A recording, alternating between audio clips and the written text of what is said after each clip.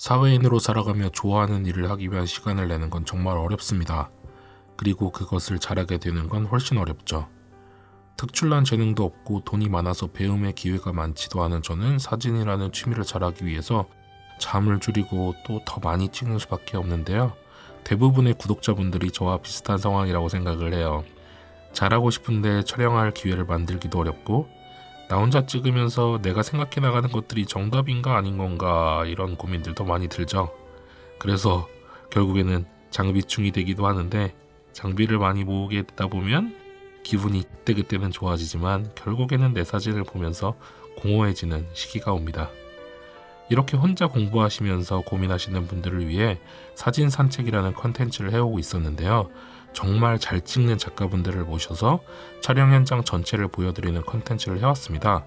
아마 국내외를 통틀어도 이렇게 전문 사진 작가분들을 따로 섭외해서 모시고 촬영 전체를 보여드리는 컨텐츠는 많지 않은 것 같은데요. 너무 좋은 컨텐츠이지만 초보자분들이 보시기에 한 가지 아쉬운 부분이 있다고 생각을 해요. 작가님들은 어느 정도 자기 사진에 대한 고민을 끝나신 분들인데다가 유튜버가 아니시기 때문에 친절하게 사진에 대해서 설명해 주실 수는 없죠. 보다 직관적인 설명이나 이야기들이 없어서 아쉬우셨을 수도 있다라고 생각을 해요. 그래서 취미 작가인 저와 여러분들이 함께 고민을 하고 또 함께 성장해 나갈 컨텐츠를 한번 준비를 해보았습니다. 바로 나의 촬영 일지라는 컨텐츠인데요. 저는 유튜브에서 보여드리는 리뷰 촬영 외에도 사진을 공부하기 위해서 정말 많은 개인 작업들을 하고 있어요. 지난 9월에는 한 달간 16분의 배우 모델분들과 개인 작업을 할 정도였는데요. 촬영을 하면서 작업의 복귀를 위해서 그 과정을 계속 액션캠으로도 촬영을 해두고 있었어요. 그 현장과 함께 제가 어떤 고민들을 했는지 그리고 또 그걸 해결하기 위해서 어떤 목표들을 세웠고 또 어떤 결과물들이 나왔는지를 보여드리려고 합니다. 저의 이런 고민들과 비슷한 고민들을 하고 계신 분들이라면 하나의 해답을 얻으실 수도 있을 것 같습니다. 그럼 한번 시작을 해볼까요?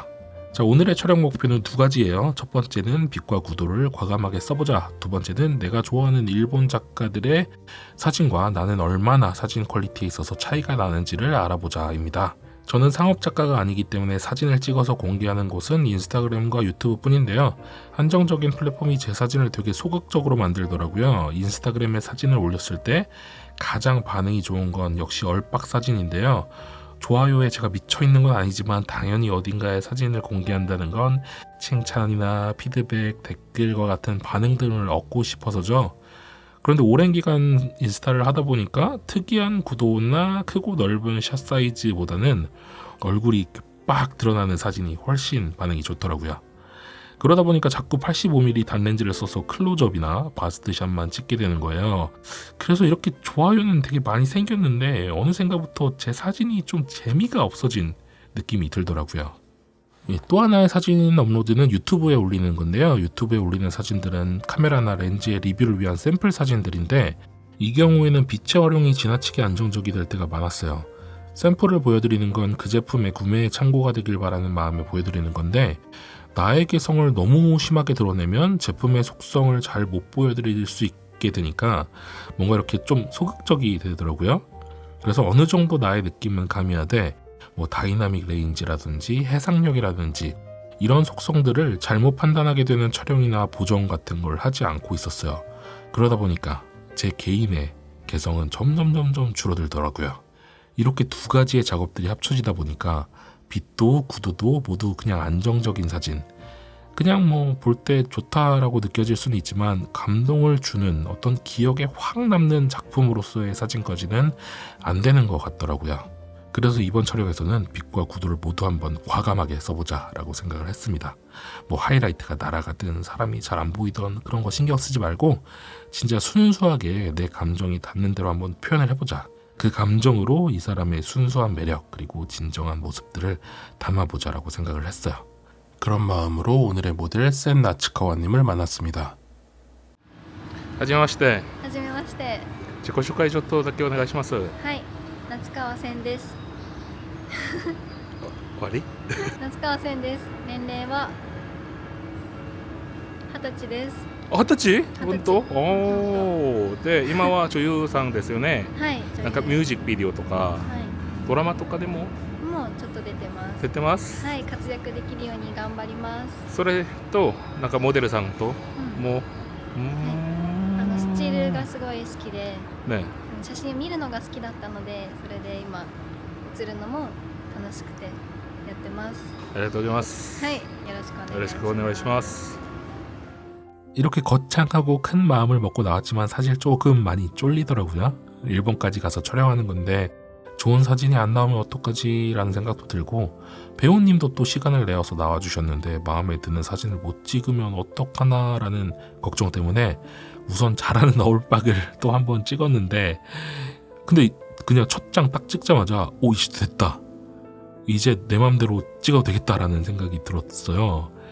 소니코리아의 찬호 PM님이 대여해주신 알파7 R5로 촬영을 했는데 진짜 무슨 광고 사진 같은 퀄리티의 사진이 처음부터 빡 나와버리니까 뒤에 촬영이 아무 걱정이 안 되더라고요. 이거 하나만 줘도 성공하겠다라는 생각이 좀 들었던 것 같아요. 그리고 나서 이제 본격적으로 빛과 구도를 과감하게 해보자고 생각한 건 이 철길에서의 촬영부터였는데요. 시간은 오후 시간대였고 빛이 아주 낮고 강하게 때리고 있을 때여서 밝은 곳과 어두운 곳의 대비 차이가 엄청났어요. 또 위에 고가도로가 빛의 일부를 차단하면서 어두운 부분을 심각하게 더 어둡게 만들었는데요. 예전 같았으면 이렇게 인물을 최대한 순간에 배치를 해서 얼굴 전체만이라도 빛이 들어가게끔 사진을 찍고, 색온도도 실제 현장의 느낌의 결을 최대한 살리도록 이렇게 사진을 찍었을 것 같은데요. 조금 더 다르게 찍어보기 위해서 빛을 한번 역광으로 배치를 해보고 인물 머리 위에 강하게 때려붙는 느낌으로 사진을 찍어봤어요. 색온도는 차갑게 해서 현실의 색과 조금 더 떨어지게 만들었습니다. 이렇게 광원 자체가 강하게 비춰주는 빛과 현실과 다른 색이 만나서 좀 더 극적인 이미지를 만들어 본 것 같아요. 이렇게 빛의 광원 자체를 피사체와 함께 사진에 보여주는 방식은 일본의 사진작가인 이시다 마스미 작가님의 촬영 방식에서 힌트를 많이 얻었는데요. 이시다 마스미 작가님은 포카리스웨트 광고 사진으로도 유명하신데 중고등학교 시절부터 필름 카메라로 친구들을 촬영하면서 사진을 시작하셨다고 해요. 사진을 정식으로 배운 적은 없고 그냥 빛 자체를 찍는 거에 관심이 있었고 그거가 자신의 스타일이 되었다고 해요.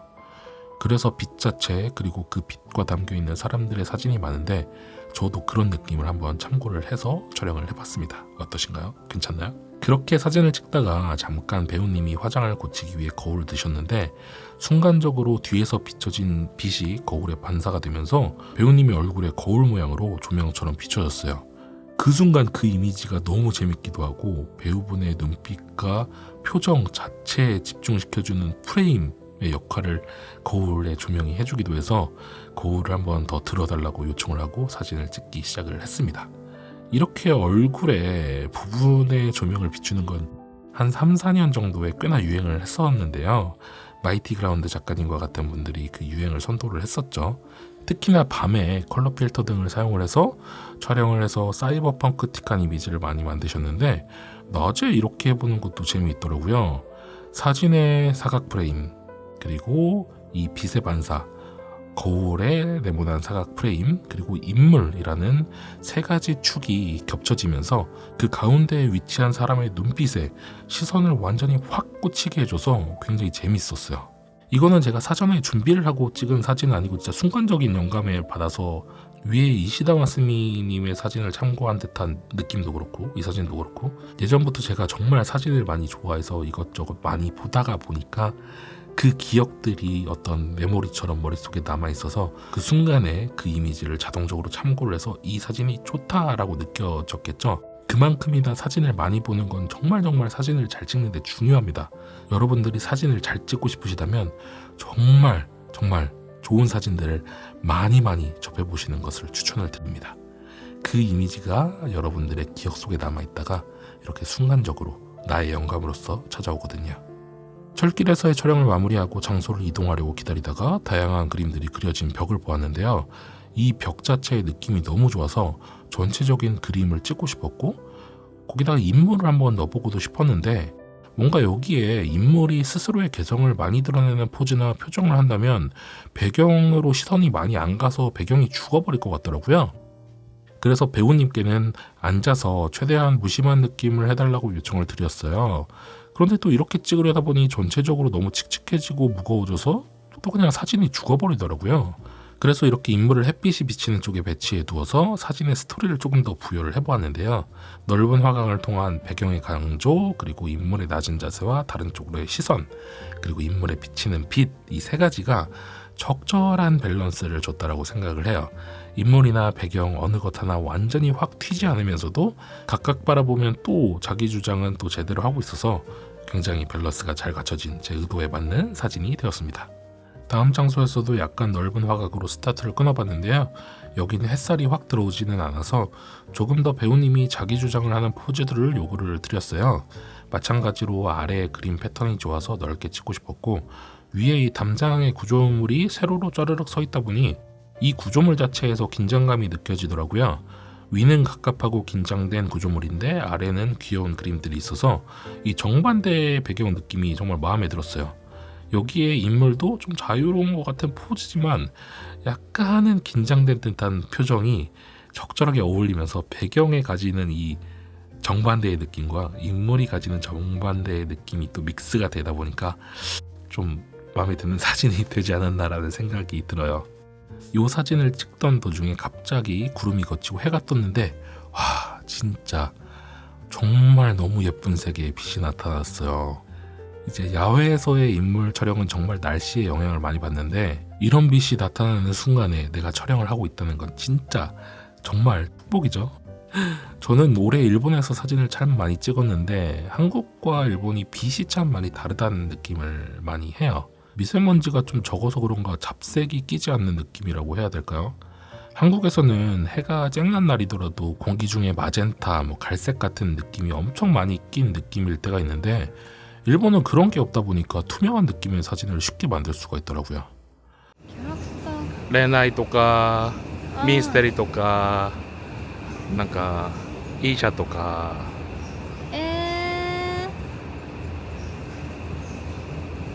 ミステリーミステリーでも恋愛もやりたい。恋愛時々恋愛韓国の恋愛ドラマ見たことあります？韓国の恋愛ドラマちゃんと見たことはないけどでもすごい壮絶うんなのは知ってる。ああ、センさんが好きなドラマは何ですか？ドラマか。うんあ、映画は何ですか？映画まずドラマはうん「精霊の森人」っていううん日本のうん綾瀬はるかさんが主演のうんドラマ。映画は最近だと国宝国宝吉沢亮さんとあ、日本の映画うんあれはすっごいよかった。